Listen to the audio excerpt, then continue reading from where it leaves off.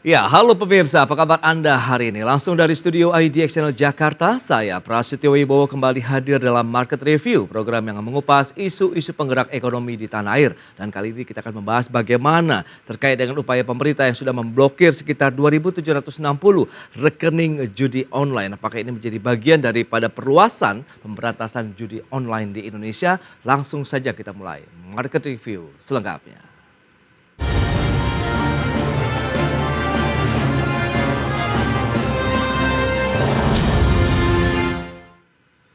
Ya, pemirsa, pemerintah terus memperluas pemberantasan judi online di tanah air dan terbaru kita tahu Kemenkominfo bersama dengan Otoritas Jasa Keuangan telah memblokir 2.760 rekening bank terkait dengan judi online selama bulan Juli hingga Oktober 2023.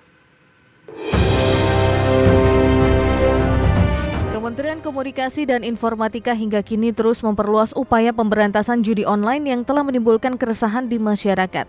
Bahkan menurut estimasi, nilai transaksi judi online bisa mencapai 160 triliun hingga 350 triliun rupiah. Terbaru, Kemenkominfo bersama Otoritas Jasa Keuangan telah melakukan pemblokiran terhadap 2.760 rekening yang memfasilitasi judi online sejak tanggal 17 Juli 2023 hingga 16 Oktober 2023. Kemenkominfo juga telah meminta Bank Indonesia untuk ikut meningkatkan upaya pencegahan aktivitas perjudian online.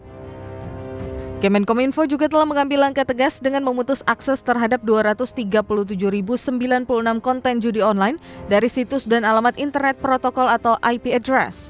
Kemudian sebanyak 17.235 konten dari file sharing dan 171.175 konten dari media sosial. Adapun mulai tanggal 18 Juli hingga 18 Oktober 2023, Kemenkominfo sudah mengeksekusi pemutusan akses 425.506 konten perjudian. Jadi intensifnya kegiatan perjudian online menjadi keresahan kita bersama. Menurut estimasi, nilai transaksinya bahkan bisa mencapai 160 triliun sampai 350 triliun per tahun. Kondisi tersebut mendorong kami meningkatkan upaya pemberantasan perjudian online, sekaligus merupakan salah satu prioritas saya sebagai Menteri Kominfo. Selama beberapa bulan, saya sebagai Menteri, Kementerian Kominfo telah mengambil langkah-langkah tegas melakukan pemberantasan konten perjudian online. Dari 18 Juli hingga 18 Oktober 2023, kami sudah mengeksekusi pemutusan akses 425.506 konten perjudian. Budiari menambahkan pihaknya telah meminta penyelenggara layanan telekomunikasi dan internet untuk terus meningkatkan upaya pemberantasan judi online dengan memastikan ketepatan sinkronisasi sistem pada database situs yang mengandung konten perjudian. Dari Jakarta, Nata Arman dan Ilham Zakarsi, IDX Channel. Baik pemirsa, untuk membahas tema menarik kita hari ini, pemerintah blokir 2.760 rekening judi online. Kita sudah tersambung melalui Zoom bersama dengan Bapak Nezar Patria. Beliau adalah Wakil Menteri Komunikasi dan Informatika Republik Indonesia. Selamat pagi Pak Nezar. Selamat pagi Mas Prasetyo. Ya, salam sehat Pak. Salam sehat juga Baik, semuanya. Terima kasih atas waktu yang disempatkan ini. Pak Nizar, ini kita tahu bagaimana sih kalau misalnya kita update terlebih dahulu nih terkait dengan aktivitas judi online di Indonesia. Saat ini sudah seberapa mengkhawatirkan begitu operasionalnya Pak Nizar? Ya, sangat mengkhawatirkan ya Mas Prasetyo. Selama 3 bulan terakhir saja kita telah melakukan pemutusan akses situs ya. Atau take down konten-konten yang terkait dengan judi online ini lebih dari 440.000 konten, dan kerugiannya seperti yang sudah disebutkan tadi sangat besar ya, karena nilai transaksinya ditaksir sekitar 160 triliun sampai 350 triliun. Ini saya kira kalau dilihat dari magnitudenya aja, kita bisa bilang kita lagi melakukan perang terhadap judi online ini. Karena Indonesia sepertinya masuk ke darurat judi online melihat intensitas yang sangat luar biasa ini. Kami juga sudah melakukan koordinasi dengan semua stakeholder di jagat digital ya, terutama dengan platform-platform digital nih, Mas Pras ya.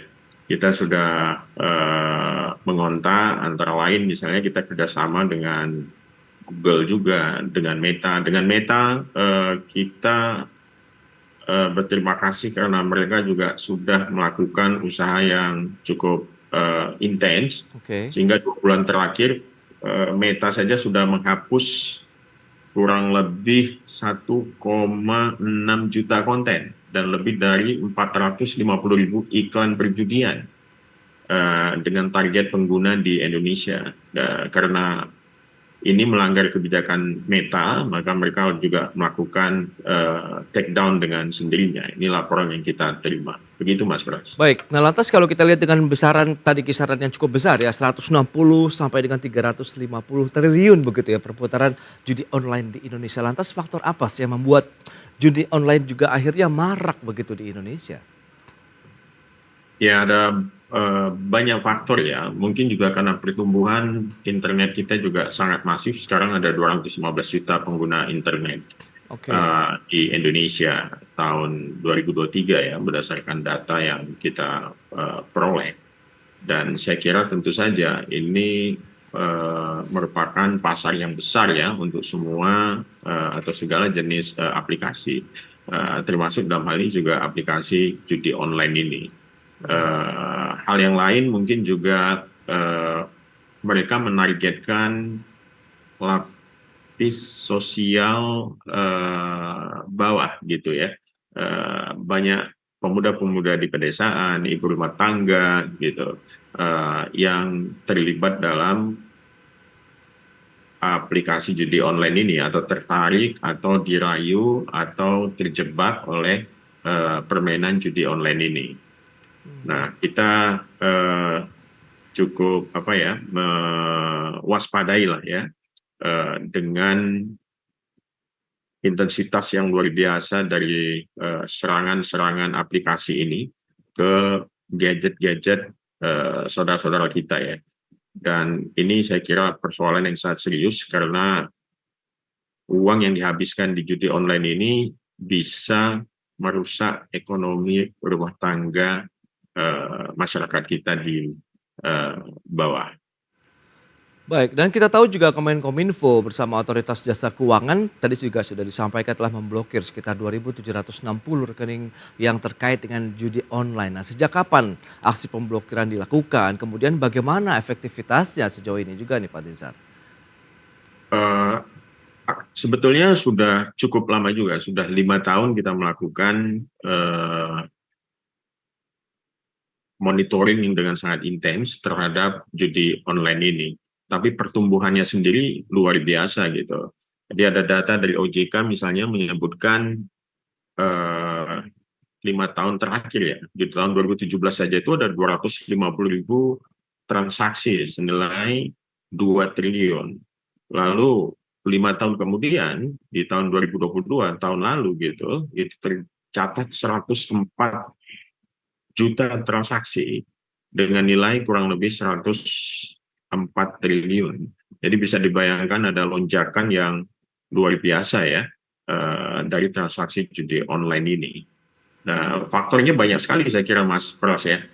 Kita mungkin harus melakukan pendekatan yang multisektor juga ini. Oke. Kita harus periksa juga apakah mereka yang terlibat di judi online ini karena mencari jalan pintas atau memang karena pekerjaan sampingan atau dan lain sebagainya, karena rayuan judi online ini memang sangat dahsyat masuk ke masing-masing gadget gitu. Betul. Nah, lantas strategi dari Kemenkominfo untuk bisa memblokir lebih banyak lagi. Mengingat ini kan ada di genggaman tangan masyarakat Indonesia yang Anda katakan juga pengguna ponsel internet di Indonesia juga sudah ratusan juta orang begitu Pak Nizar. Kita akan bahas nanti di segmen berikutnya. Kita akan jeda sebentar dan pemirsa kami akan segera kembali usai pariwara berikut ini.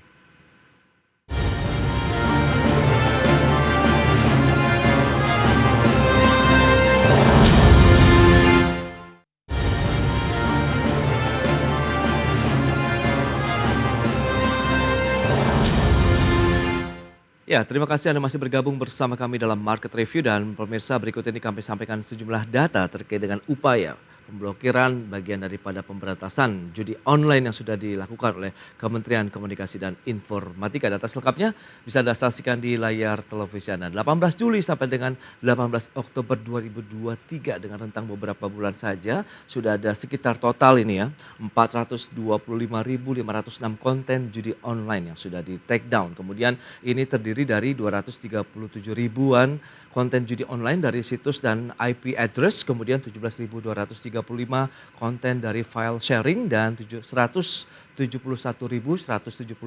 konten dari media sosial. Bayangkan berapa banyak masyarakat kita yang terpapar ya dengan iming-iming, dengan iklan-iklan ataupun promosi judi online yang mereka dapatkan dari genggaman tangan, yakni dari handphone para pemilik begitu ya di masyarakat.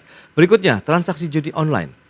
Dari tahun 2017 sampai dengan 2022 kita akan lihat tadi juga sempat disinggung oleh Pak Nizar Patria dari 2017 sampai dengan 2022 ini dari sisi nilai transaksinya sampai dengan volume transaksi judi online-nya juga luar biasa sekali peningkatannya dari 2 triliun kemudian naik lagi 3,9 triliun, terakhir di tahun 2022 sudah 104 triliun. Totalnya ada 190 triliunan begitu transaksi uang masyarakat kita begitu ya dari judi online. Dan kita akan lanjutkan kembali perbincangan bersama dengan Bapak Nizar Patria, Wakil Menteri Komunikasi dan Informatika. Baik, Pak Nizar, kalau kita cermati dengan beberapa data yang sudah disampaikan, dengan beberapa bulan saja sudah ratusan ribu yang diblokir. Tapi lagi-lagi tantangannya mereka ini masih terus bermunculan. Sementara masyarakat yang terpapar ini kan tadi juga sudah kita bahas, masyarakat yang memang pendidikannya mohon maaf bisa dikatakan cukup rendah. Kemudian dari sisi kehidupan mereka, kesejahteraan mereka yang cukup rendah. Apakah ini menjadi salah satu faktor yang membuat mereka akhirnya tergiur begitu untuk mencoba ataupun bagaimana akhirnya menjadi pemain dari judi online sendiri nih Pak Nizar? Ya, Mas Pros. Saya kira memang ada kondisi di mana pemahaman masyarakat yang melihat bahwa kegiatan perjudian online ini adalah kegiatan yang membawa keuntungan finansial ya. Karena memang algoritma yang dibuat oleh judi online ini membuat orang terbuai oleh mimpi menjadi kaya dengan cepat gitu. Kalau kita cermati itu pemain-pemain di judi online itu biasanya pasti mereka mendapat kemenangan 1-2 kali gitu ya. dalam apa interaksinya dengan aplikasi ini. Tapi kemudian yang terjadi adalah probability mereka untuk menang makin lama makin sangat kecil gitu. Dan yang terserap adalah duit mereka sendiri. Satu situs judi online ini rata-rata melibatkan 1.000 pemain ini, Mas Pras, berdasarkan pengamatan kita ya. Jadi kalau kita andaikan setiap pemain aja masing-masing menghabiskan Rp10.000 per hari, dari angka itu satu situs judi online aja, ya mereka bisa mengumpulkan hampir 3 miliar. Itu baru satu situs judi gitu. Nah, bayangkan saja ada ratusan ribu dan bahkan mungkin juga jutaan situs judi online ya yang bisa generate oleh para bandar judi online yang rata-rata servernya berada di luar. Jadi kita memang berusaha untuk menapis ini dengan sangat intens. Selain secara teknikal, kita juga memberikan pemahaman kepada masyarakat ini, Mas Pras, lewat program literasi digital ya. Antara lain tentu saja supaya masyarakat lebih melek tentang bagaimana menggunakan aplikasi-aplikasi digital ini untuk kegiatan-kegiatan yang lebih positif dan sehat gitu. Dan di sana juga kita memberitahukan kepada masyarakat bahaya dari permainan judi online ini. Tidak ada orang yang kaya karena main judi online ini harus. Nah, itu dia. Belum pernah ada kisah sukses orang menjadi kaya karena menjadi pemain judi online. Tapi kalau bandar judi online sudah pasti kaya raya karena dia menghisap semua kekayaan dari para pemain-pemain ini gitu. Jadi ini yang mungkin harus dipahami oleh masyarakat supaya tidak tergiur ya oleh tawaran-tawaran aplikasi yang menjebak ya masyarakat ke dalam permainan ini gitu. Setuju. Nah, bicara mengenai rekening bank yang diblokir kerjasama dengan OJK tadi, apakah ini bandar judinya atau pemain judinya sendiri sebenarnya, Pak? Eh, yang kita blokir ini ya milik bandar-bandar judi itu ya. Oke. Jadi milik bandar-bandar judi ini. Mm. Dan kita juga ya tadi sudah disebutkan oleh Mas Pras ya, Yap. dengan koordinasi berbagai pihak, kita kerjasama dengan Mabes Polri, kita kerjasama dengan PPATK, kita kerjasama juga dengan OJK, dan berdasarkan laporan yang kami berikan kepada mitra-mitra kerja ini, Ya. itu sudah 2.760 rekening kan, yang Baik. hasil temuan kita itu yang kemudian diblokir ya oleh OJK.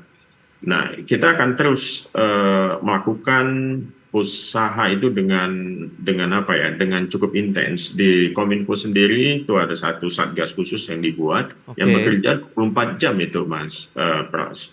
Jadi kita bagi dalam 3 shift. Kita dibantu juga dengan artificial intelligence untuk scanning semua aplikasi-aplikasi yang memuat konten judi online ini. Jadi kita lakukan dengan sangat intens, dan ini Oke. menjadi top priority sekarang di Kominfo dalam rangka monitoring list konten-konten negatif gitu. Karena luar biasa maraknya. Tadi kan angka-angkanya sendiri sudah menunjukkan magnitude yang membuat kita geleng-geleng kepala kan, Mas Pras. Betul, Pak. Bayangkan saja dari 3 triliun kemudian membengkak menjadi 100 triliunan rupiah begitu, dana Iya, yang harusnya. itu dahsyat sekali Wow. dalam waktu 5 tahun. Iya, iya. Dan tiba-tiba saja kita disadarkan bahwa masyarakat kita sudah terjebak cukup dalam gitu dengan Betul. permainan di online ini. Nah, jadi memang harus ada kerja bareng ini, Mas Pras. Iya. Kominfo udah pasti kami akan melakukan tugas untuk melakukan pemblokiran ya, setidaknya membatasi akses terhadap situs-situs judi online ini. Tetapi perlu juga tindakan-tindakan hukum ya, yang harus dilakukan terhadap mereka yang terlibat dalam judi online ini. Nah, kita juga lagi berkoordinasi dengan berbagai kementerian dan lembaga ya, bagaimana untuk bisa melakukan upaya yang lebih efektif. Karena ini kan kalau di take down dia muncul lagi, di take down muncul Yes, lagi. betul. Jadi mati 1 tumbuh 1000 gitu ya. Ini militan Iya, sekali iya. nih pemain bandar-bandar judi online ini ya. Wow, iya, iya. Itu dia. Militan sekali karena mereka juga pakai mesin kelihatannya Itu begitu ya. dia. Padahal Jadi kita Kemenkominfo sendiri sudah punya satgas yang beroperasi selama 24 jam saja, masih tampaknya kewalahan juga nih dengan mereka serangan-serangan yang mereka lakukan begitu. betul. Wow. Kewalahan. Jadi saya kira butuh partisipasi masyarakat juga dalam hal ini ya. Iya, iya, iya. Dan kita bekerja sama dengan platform digital global, Iya. kita bekerja sama dengan Google, kita bekerja sama dengan Meta ya. Iya, Di situ ada Facebook, di situ ada Instagram, WhatsApp. Kita bekerja sama juga dengan Opsel nih, operator seluler ini. Ya, itu dia. Pras ya. Karena mereka juga kadang-kadang menarik para pemain judi online ini lewat SMS blast gitu ya. Oke. Jadi kita juga sudah minta agar difilter itu SMS seperti itu. Tapi tetap aja 1-2 ada yang lolos tuh, karena Oke. mereka mengubah kata-kata ataupun huruf-huruf yang kira-kira berasosiasi pada judi online, sehingga lolos dari filter mesin yang dilakukan oleh Opsel. Tapi kita Oke. juga dengan cepat mengidentifikasi ya Iya, iya. modus baru itu gitu. Jadi ini kejar-kejaran terus nih, kejar-kejaran terus. Nah, persoalan lain adalah para bandar ini kelihatannya servernya ditaruh di luar gitu, dan ya ada di negara ASEAN lah gitu ya. Ada yang di Vietnam, ada yang di Kamboja gitu. Nah, ini juga ada juga yang di Myanmar gitu. Jadi di macam-macam tempat gitu mereka memusatkan mesin mereka gitu ya. Di sana gitu. Nah, itu juga menjadi keterbatasan kita gitu untuk bisa langsung ke sumbernya gitu. Dengan kondisi seperti ini, PPATK juga mencatat sekitar 2,8 juta masyarakat yang menjadi pengguna judi online. Apakah kita masuk dalam kondisi darurat judi online? Kita akan bahas nanti di segmen berikutnya. Manajer kita akan jeda kembali sebentar. Pemirsa, kami akan segera kembali usai pariwara berikut ini.